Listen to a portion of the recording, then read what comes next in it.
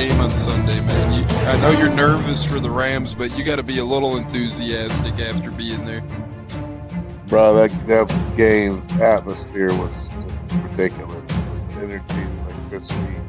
That place was rocking. Anyone was there, and a lot of the Super Buck fans were there too. The Bucs. Tampa Tones. We are joined by lead goon tonight, host of the Pat and Aaron show of WDAE, Pat Donovan.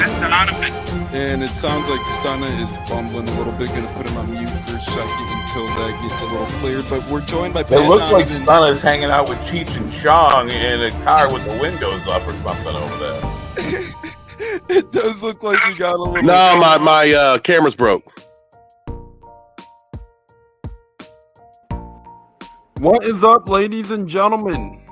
Welcome back into the Buccateers podcast. It is Throwback Thursday as we're throwing it back just to this weekend to check out Bucs Titans, recap our weekend full of fun. J-Lo and Tampa Tones here to bring you guys a little bit of a Bucs Titans recap, a little bit of a Bucs Niners preview, Thursday night football preview, whole lot of things on tap for us here today. It's going to be a fun one to chit chat. We got a victory show to talk about. We got a big battle on our hands upcoming to discuss as well. So we're going to waste no time here as we'll be with you guys for about 36 minutes or so here on the Buccateers until 4:45 Eastern time.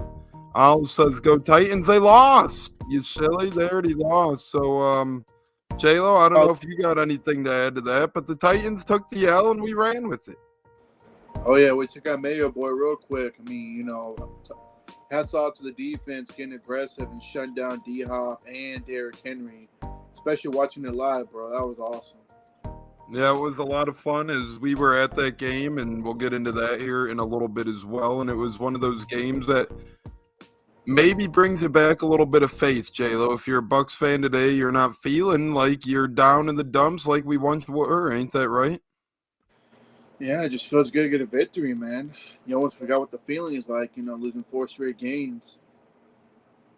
Yeah, losing 4 straight could have really began to snowball, but we did stop the bleeding a little bit as David joins us on Facebook. Thanks for joining us, David. And I just want to ask you this, J-Lo. In our 20-6 victory, I do felt like the Bucs left a little bit of meat on the bone still, but the defense played a little better, but they even left a little meat on the bone. We barely had any interceptions coming into this game, especially out of our starting 4 D-backs. We only had 1 interception in the game, so 1 on the year now from our starting D-backs. But, we did win 20-6. So although it could have been a little more crisp, it was still a nice victory. What stood out to you, or who stood out to you from that victory? Whether it's a good thing or a bad thing, what stands out from the Week 10 win over Tennessee? The defense, man, keep them out in the end zone.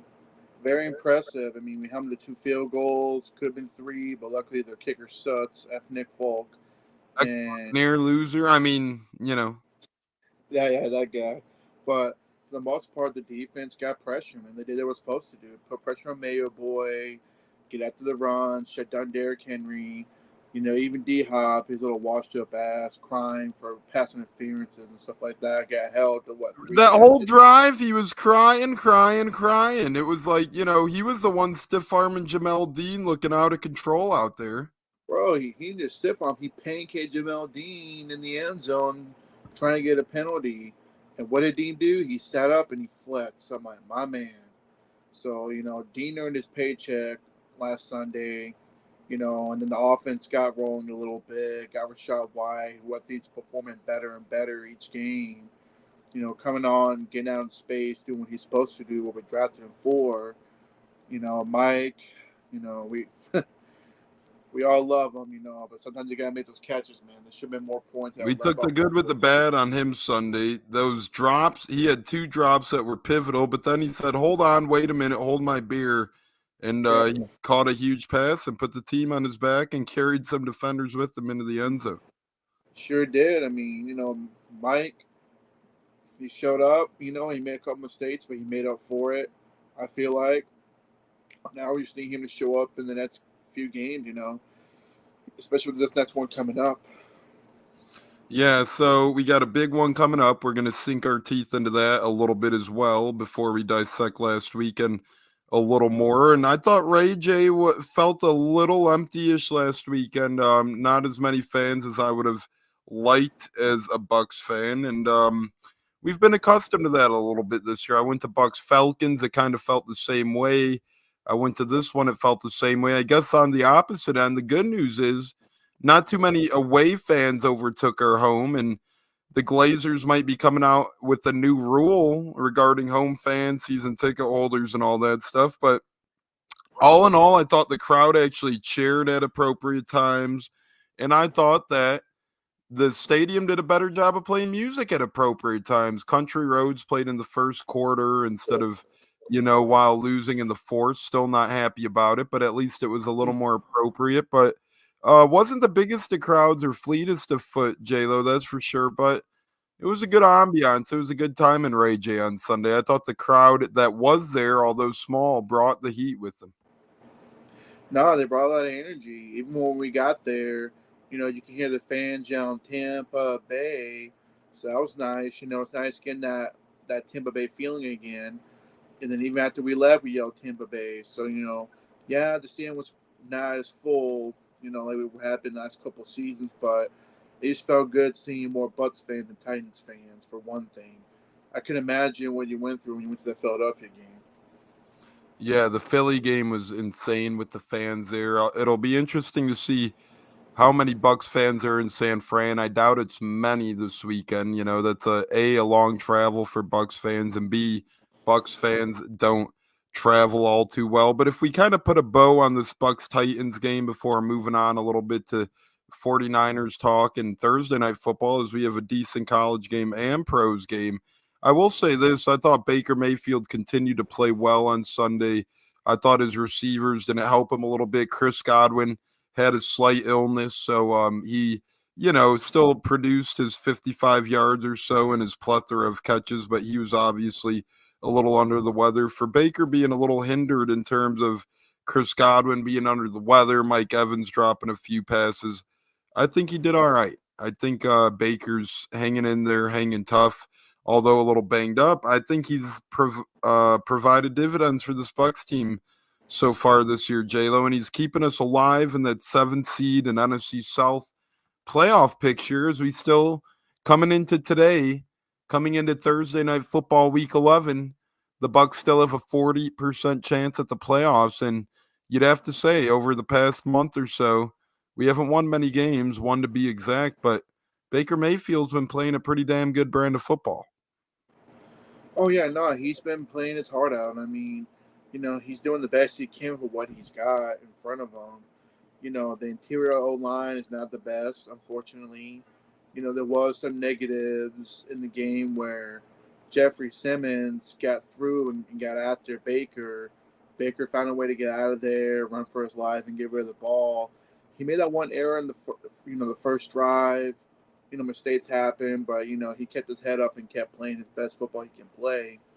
I mean, overall, I couldn't ask for what he's done so far. I mean, he's, done the best he can, getting the ball to our top receivers, trying to get Caden on involved, no running game. I mean, just imagine if Brady came back another year. Our record probably won't be what it is. I mean, the O-line is not that good, and that's going to be something we're going to have to work on through the season, and that's off-season. But in the meantime, I've been proud of the tackles. I think our tackles have been a treat. I will say, between Wirfs moving positions and Luke Odeki, I think they've played really good football. No, I agree. No, I think our tackles have been playing, they've been the best on the whole all-line. But, between the center position, Cody Mott's got a lot to learn. I feel like he'll get better next year. And then left guard, Stenny's done, I think, a better job than Matt Filer. It's been mixed emotions with Matt Filer. But so far, I say stick with Stenny, keep Filer fresh from the bench in case something happens to one of our other guards or tackle. But for the most part, Baker, 14 touchdowns and 5 interceptions. He's looked quite impressive, in my opinion, not turning the ball over. That's what matters to me. Don't turn the ball over. Go ahead. My bad, Tones. No, you're good. I'm just going to say real quick, looking at Baker not turning the ball over, as you're mentioning, helps us stay alive, right? Even when the Bucs don't play their best brand of football, him limiting those turnovers, to your point, really helps the Bucs stay in the thick of things regardless. And you give the defense a rest, give them some gratitude, let them rest a little bit, show them, you're in the game as well. That's what happened last year. The defense kept us in the game a lot, and we couldn't produce an offense to keep up. The only time we got blown out this year, really not blown out because we kept up with them, was the Houston game. But every other game, we kept them under 20 points. What's that for Philly? My fault, Philly too. But at the end of the day, I feel like this team's coming together. I feel that Bowles made some adjustments on the scheme this past Sunday. Even though you and I both know he could make better coaching decisions before halftime. But, I feel Bowles finally opened up a little bit and kind of like follow what the players want to do, play them at their best strength. Dean looked phenomenal playing man going up against D-Hop. So, props to Todd Bowles for making that adjustment.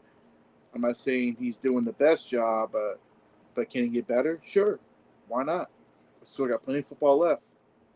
Yeah, we could keep getting better. And our man Fabrizio is joining us on Facebook as well. Thanks for joining us, Fabrice, on the Buccateers podcast on this Throwback Thursday, as we were throwing it back to the Titans, but we're also going to shift preview here in a minute to the Niners. But I want to keep talking about the playoff picture for a minute here, J-Lo.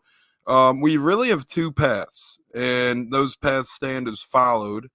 And Baker Mayfield helps or keeps playing good. He's going to get us on track for one of these paths. So the NFC South, which is probably the easier path at this point in time, we're a half game back of the Saints. The Saints have played 10 games. We've played 9 games. So the Saints have their bye week this week. I know we're at San Fran, but this would be a big one to win. If the Bucs are able to win this one, we're actually in first place again in the NFC South as we own the tiebreaker with the Saints. So that's really big. Atlanta, they're a half game back of us at 4-6 right now. So if we lose, we tie with Atlanta, fall to a tie for second place, and a full game back of the Saints. That's one way to the playoffs, is winning the NFC South, which is very doable, as we still have a game with the Saints, a game with the Falcons, 2 games with Carolina. If you're able to muster all of those 4 right there, that puts you at 8 wins right there. And then you're probably needing to win 1 more to get that division win. Now, when you're looking at the 7 seed, that's when it gets a little trickier. A couple weeks ago, it wasn't as hard before we dropped games against the Falcons and the Texans, etc. But there is still a mini path. So the 7 seed is still the one to look at. Right now, the Vikings occupy that 7 seed. And right now, the Vikings are a game and a half up on us in the 7 seed, but we do own the tiebreaker with them as we beat them head to head. So right now, Vikings are 6-4. They're at Denver this week. We're 4-5, obviously taking on San Fran. So only a half game back in the division, only a game and a half back at the 7 seed. Looking at the rest of the year, we're fans against the Vikings. It's just plain and simple. Not only are we fans against the NFC South, but we want the Vikings to lose. And they have a pretty hard schedule, J-Lo. The remainder of their teams, they're at Denver this week. Then they have a home matchup with the Bears, but that's a division game, and Justin Fields will be back. Then they're at the Raiders, who have been playing a lot better brand of football of late. They're at the Bengals. We know how they are with Joe Burrow. They're up and down, but they're a tough task. Then they have a home date with the Lions. That's never easy. Home date with the Packers. That's a division rival. That ain't going to be easy. Then they're at the Lions. Just say right now, which still, these are hard games, but just pretend like they win the Bears and Packers game. I don't really see any other wins on that schedule, if I'm being honest. I know Dobbs has been playing good football, but heck, man, they keep getting more banged up by the week. Cam Akers is out now. Alexander Madison might be out this week. Jefferson's still banged up.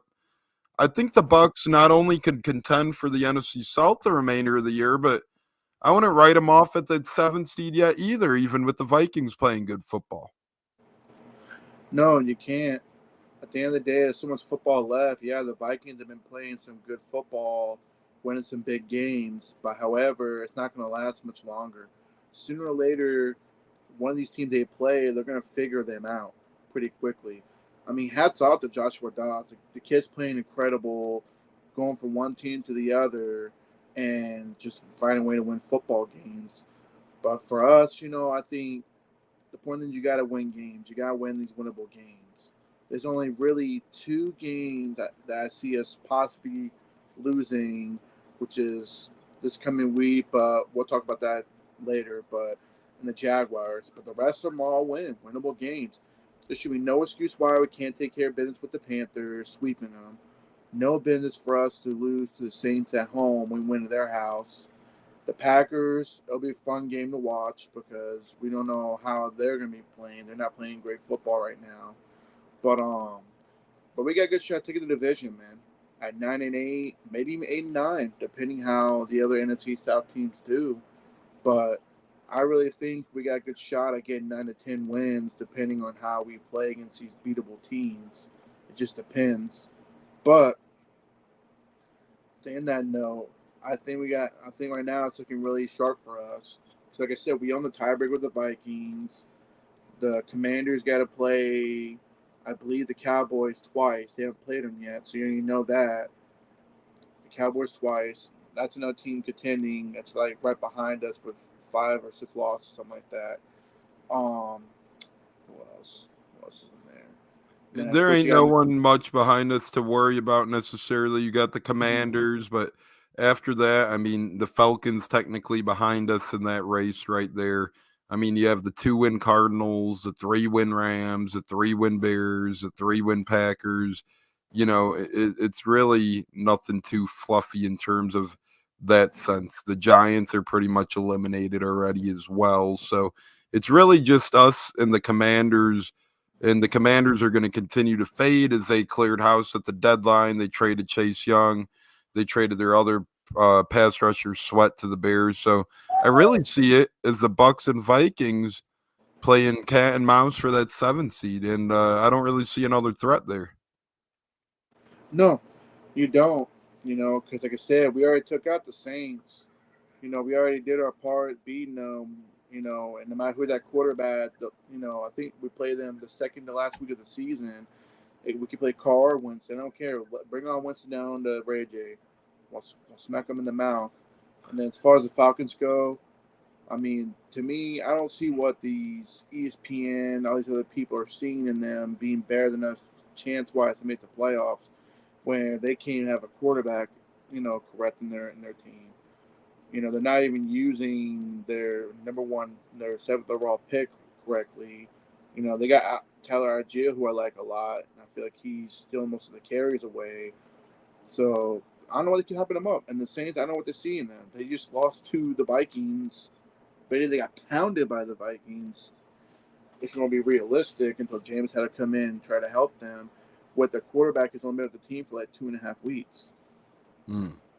Yeah, I agree. And the Saints, they're dealing with their problems. It's not like Carr looked great prior to the injury either. So their backfield really hasn't looked all too great either. Kamara and Jamal Williams. Michael Thomas hasn't looked like himself. Jimmy Graham hasn't been the reclamation project he thought they would be. So when I look at the Saints, I'm not too afraid of them. Between them and the Vikings, we proved we could beat both. We beat the Vikings when they were a better brand of the Vikings with Kirk Cousins, etc. So I think our playoff chances are still alive. And what would really help them stay alive would be a win at the 49ers this weekend, 4:25 Eastern time, J-Lo. I'll get the announcer details and channel network here in a minute. But while I catch that up, while I play cat and mouse with the announcers and the station, are you looking forward to this one or are you dreading this one? I know your final word is going to be about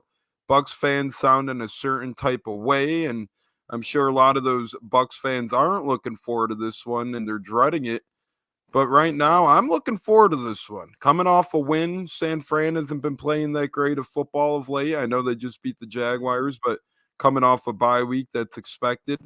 They got Debo back, so their vibes are high, right?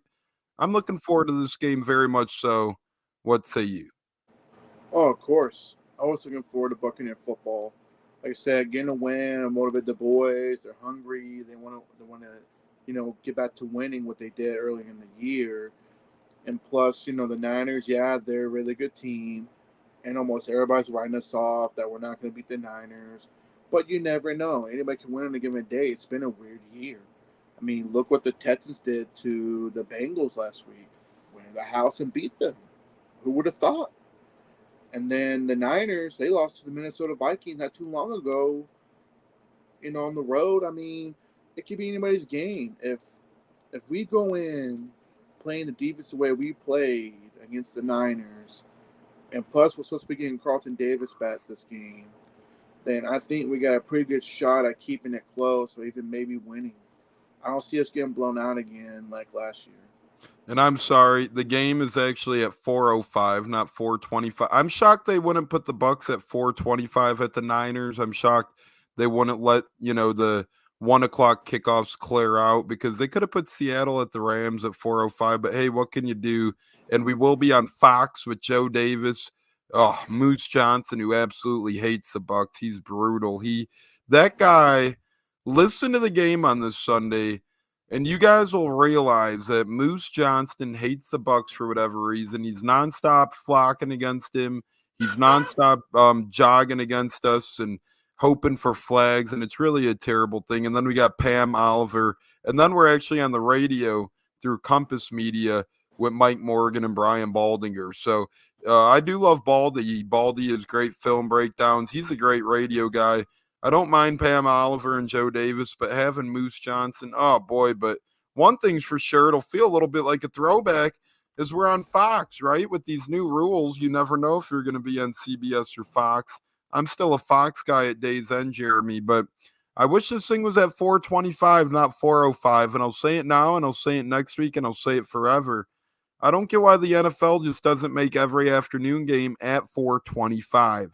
I get it, just in case every game ends early, but what are the chances that all 8 to 12 afternoon games end before, it makes no sense. You usually have at least one game that trails, if not two, barely any finish up by 4:05. So what the heck, man? Make them all 4:25 and give fans a little bit of a breather, a little bit of a bathroom break in between time slots. It makes absolutely no sense to me why a couple are at 4:05 then a couple are at 4:25. No, I couldn't agree more. Like I said, plus it interrupts, our game at 4:05. Like, what the games are close one and the 1 o'clocks, and then we're like missing it because if the game goes to overtime, then we're gonna miss the action with the Bucs and Niners.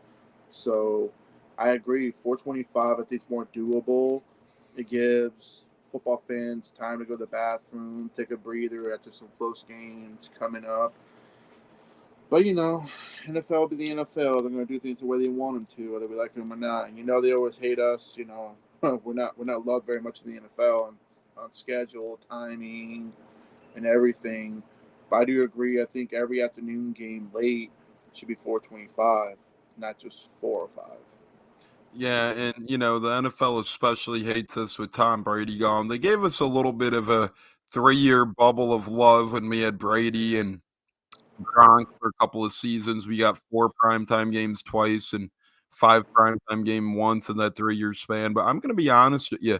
My favorite time slot is the 1 o'clock Eastern kickoffs and then the 4:25. I really hate primetime games. Not a fan of him. I'm glad the San Fran one is not in prime time. And I'll tell you this game isn't impossible. It's going to be a tough one to win. It's going to be a hard one to win, but it's not going to be impossible. And I like the Bucs D-backs against these weapons. They're a little more physical. One guy we're going to have to watch, though, J-Lo, I think, is George Kittle. I think Levante has been pretty good in coverage this year, but Kittle's on another level in terms of physicality and, his appearance out there. I think we could pretty much hold down McCaffrey pretty well. I'm not really afraid of Brock Purdy too much. Debo and Ayuk are weapons or forces, but we faced scary receiver duos before. I'm really, really interested to see what they do against Kittle. I remember last time we played them, Kittle cut us up. He got us up. I'm hoping it's not a bounce back repeat performance for George Kittle. No, I agree. I feel like George Kittle will be a one to look out for, especially that Devin can't cover a damn tight end, can't cover a damn cold in coverage. But I think, as far as Kittle goes, you get your safety on him, Didolini, Anton Winfield, you keep a close eye on him. Levante is a pretty good coverage guy. Brandon Ayuk, he's an interesting one. I like him a lot. I feel like he's definitely underrated. The dude is a true number one receiver to me. But with both our corners back and you play, man to man, I think we'll be okay. I like Dean on Debo on coverage, truthfully, with the safety on top to kind of help out. So and then don't forget Christian McCaffrey.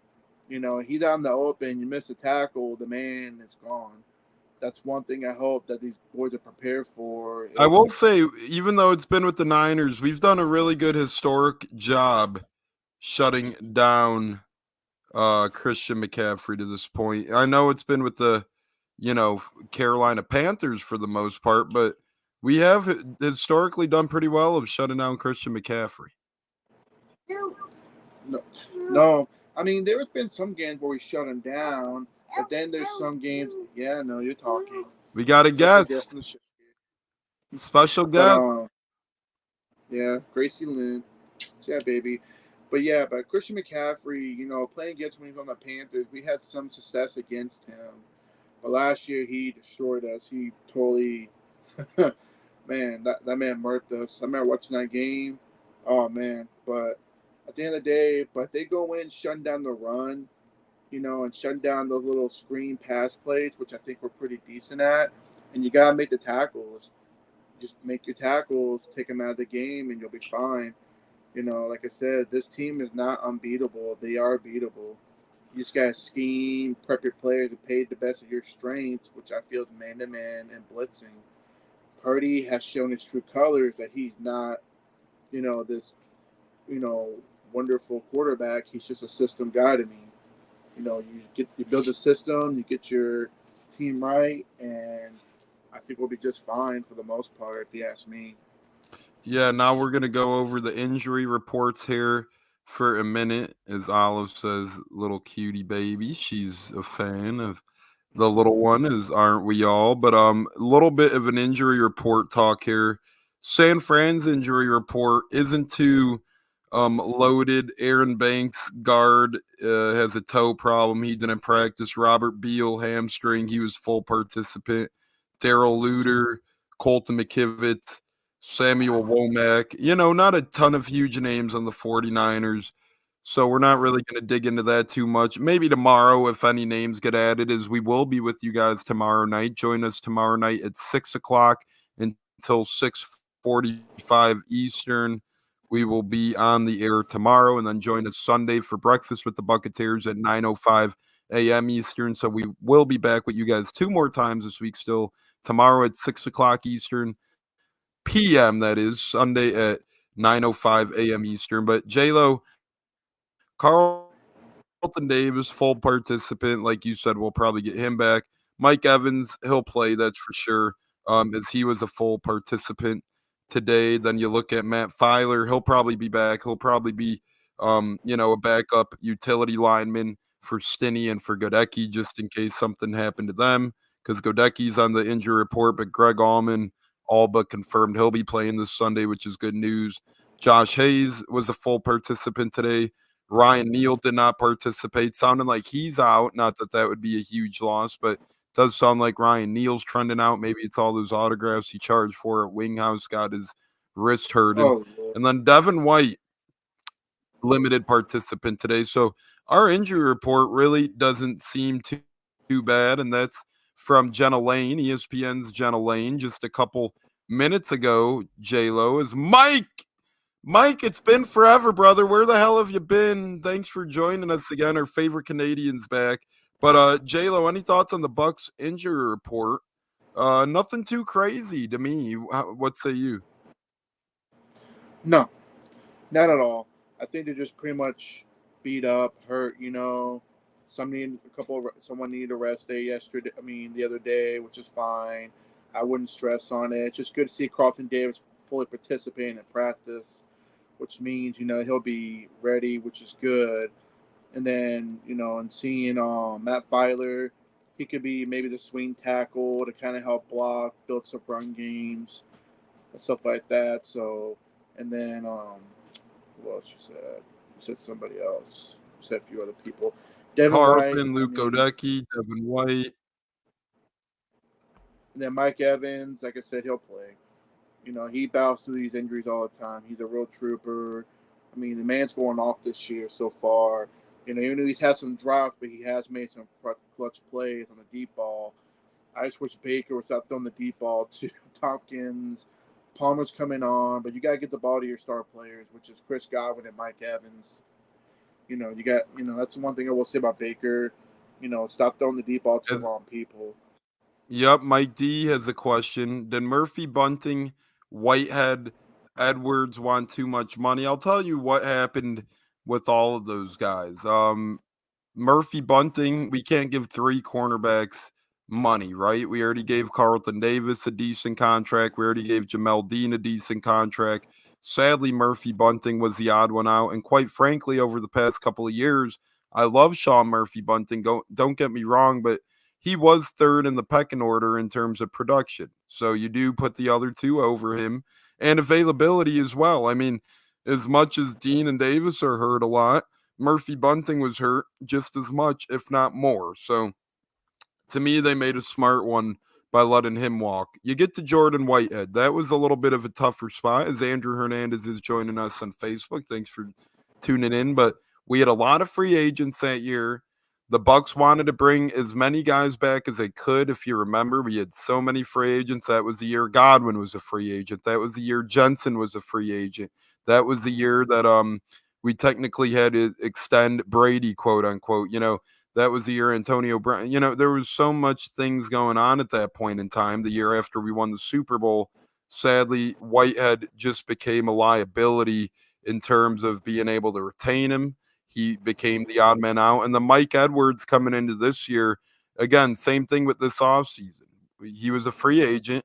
We had a very limited cap situation. We were able to do what we do. We brought back Jamel Dean. We went bargain hunting for guys like Ryan Neal, Craig Gaines, etc. We didn't have the $3 to $4 million to dish out to a guy like Mike Edwards. And quite frankly, a lot of teams didn't, because he didn't get all too much money from the Kansas City Chiefs. So as much as I like Whitehead, Murphy, Bunting, and those two are playing phenomenal this year, Mike Edwards is playing pretty good as well. I think their time kind of ran out with the purpose here in Tampa, J-Lo. I don't think there was enough cooks in the kitchen, enough money in the wallet to bring any of those guys back, given the circumstances for each of them. Unfortunately, no. That's why you go drafting. That's why you go and draft replacements or possibly future talent in there to play. Whitehead, that one kind of hurt the most because the Bucs didn't even offer him a contract, give him something. But at the same time, that's just something, that's already set in stone, done. But I'm glad he's doing well in New York, making a good chunk of change, And then Mike Edwards, he had his up and downs, on coverage. I felt like he was a ball hawk, which I feel that's what we're missing in our DB room. Jonathan Bunting, he was injury prone off and on the field. He showed some flashes during the 2020 Super Bowl run we had. But at the end of the day, you got to pick and choose your battles. And luckily, we were able to keep Dean, who I feel like man-to-man, he's a great corner. He had a great year last year, and I feel like he's starting to come on now, playing man-to-man. We'll see how Carlton Davis does. But at the end of the day, you only got so much cap space to work with. And remember, we got to pay players, and it's off-season. Tristan, you got to pay Antoine Jr., Devin White. We've already been through this, etc. before. But at the end of the day, Jason Lane had to go through the Dollar Tree this past offseason. And so far, I can't complain. He's managed to keep some of the top players as best he can.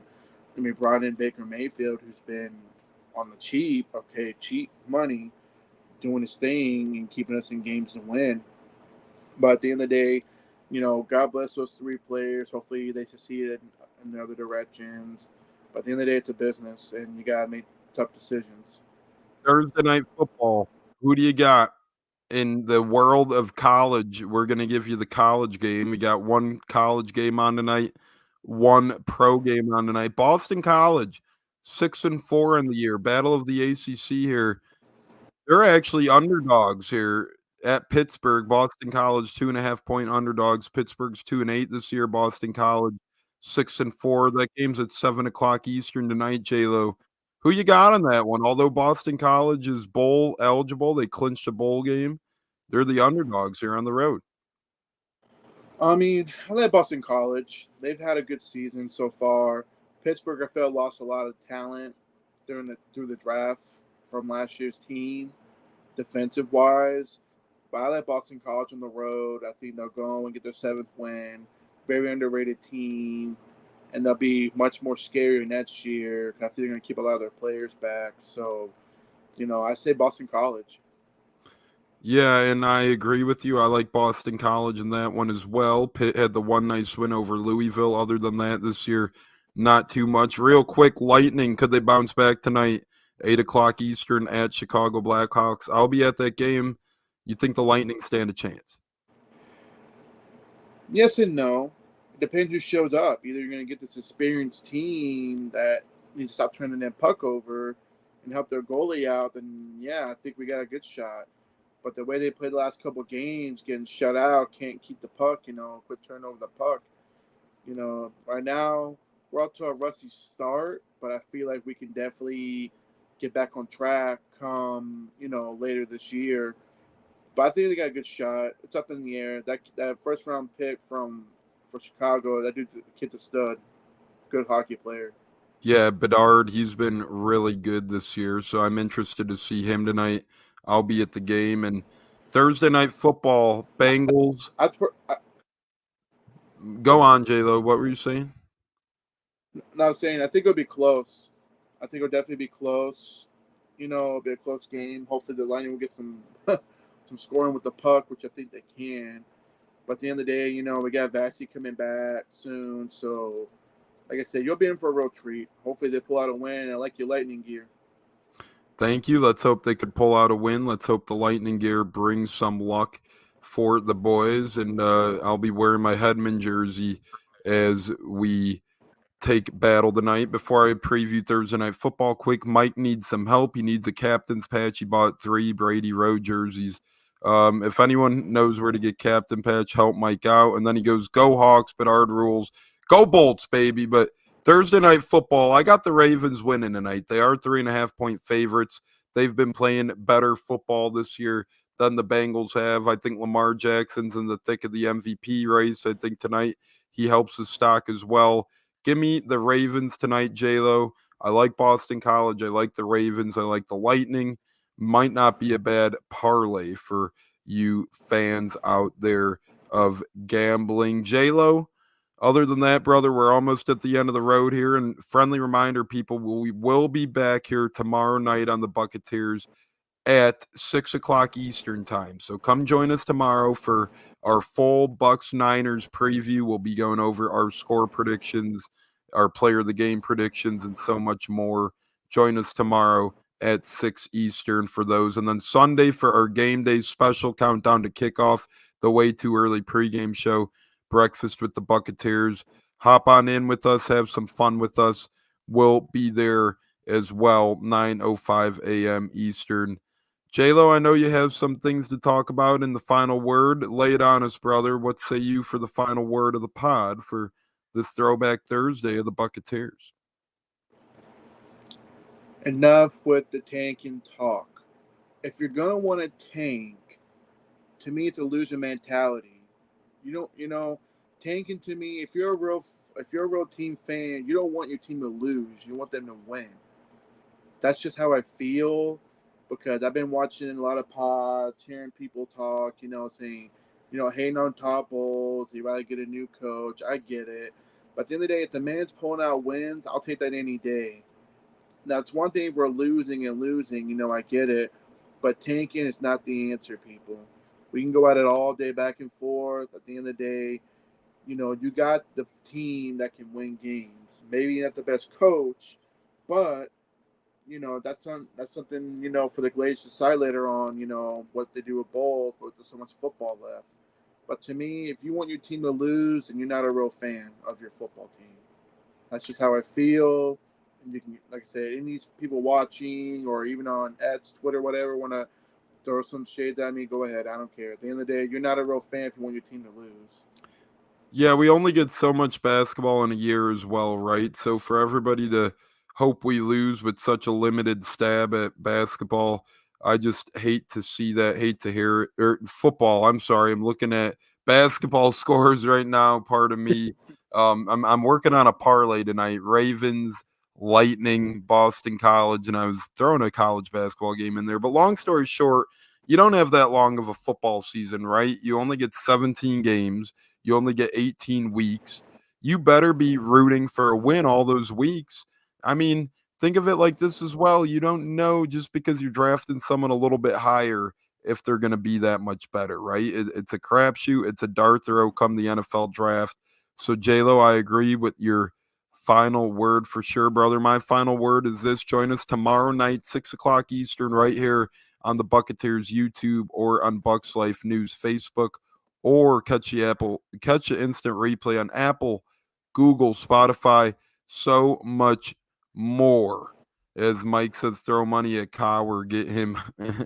We'll see. He wants Bill Cowher, but I mean, he hasn't been around in forever now. That's probably, a long-lasting, realistic hope. I mean, I really think Todd Bowles will be back as long as we get to 7 wins. I'm starting to feel that belief a little bit more and more. J-Lo, any last thoughts before we bounce, brother?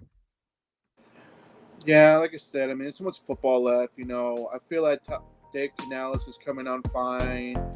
Give it time. Root for your team. Fuck the losing. Let's get the dub, baby.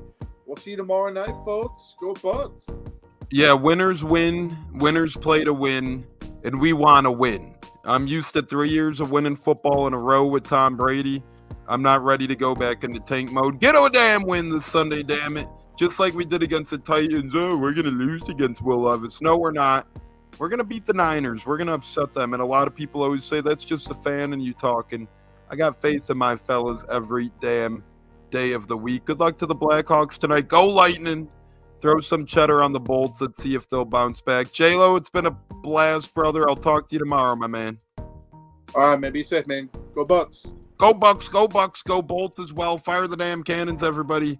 Buccateers is out. Fire the damn cannons on behalf of J-Lo. It's Tampa Tones, Stunna, Huncho, and the rest of the guys, Cats, and Bucko couldn't be here tonight. But me and J-Lo bringing you another Buccateers, this time on a Throwback Thursday. Be safe, everybody. God bless. See you guys tomorrow night. See you ladies tomorrow night. 6 o'clock Eastern, same place. Adios.